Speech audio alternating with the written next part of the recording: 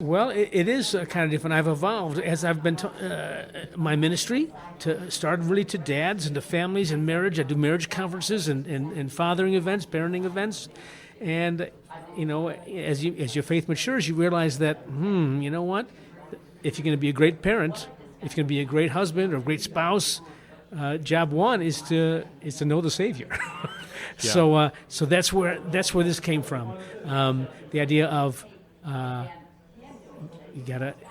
that would be job one for all of us is to get to heaven and take as many people with us as possible. The book, The Jesus Dare, is about the size of More Than a Carpenter, and that's kind of intentional. I produced, I think we've talked about this before, I produced Josh McDowell Radio Yes. for 14 years. Aired on Faith Radio for a number of years. Yep. For sure, absolutely. What a privilege that was. And I went to Russia with Josh a few times, and I handed out More Than a Carpenter on the streets of Moscow. And to eager Russian readers, I remember them grabbing the book and being excited about it.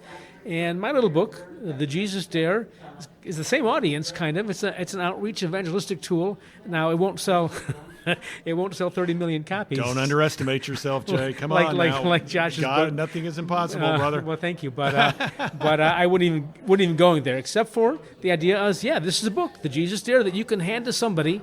If you're tongue tied, if you don't know, Bob, if you don't know what to say to somebody, if you want to give them some encouragement and outreach and let them give them the gospel, you could say, hey, I saw this book, thought of you. Give it a read. Let me know what you think. And you could give it to them and walk away, and the gospel is in there. So that's the idea behind this book, The Jesus Dare. Well, and it's structured in the sense that the first chapter, just from the outset, as I understand it, you are presenting the gospel message and you are issuing the dare that's kind of wrapped up in the last chapter. It's kind of like a preview of coming attractions. You're exactly right. Of course, the Jesus Dare, in my mind, is really the same as saying the gospel. Or have you taken the Jesus Dare? Have you accepted Christ as your Savior? Have you been washed by the blood? There's all kinds of ways to say it.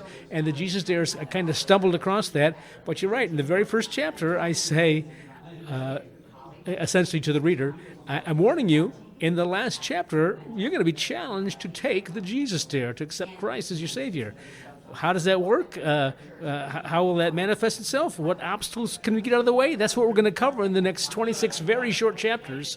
So that's what we do. It's a short book, and I wanted to write it so that someone like my brother, who was in my heart the whole time I was writing the book, could read it in an hour or an evening, and then be forced to make a decision for Christ or not. And that's the question we all have to ask and should be asking other people.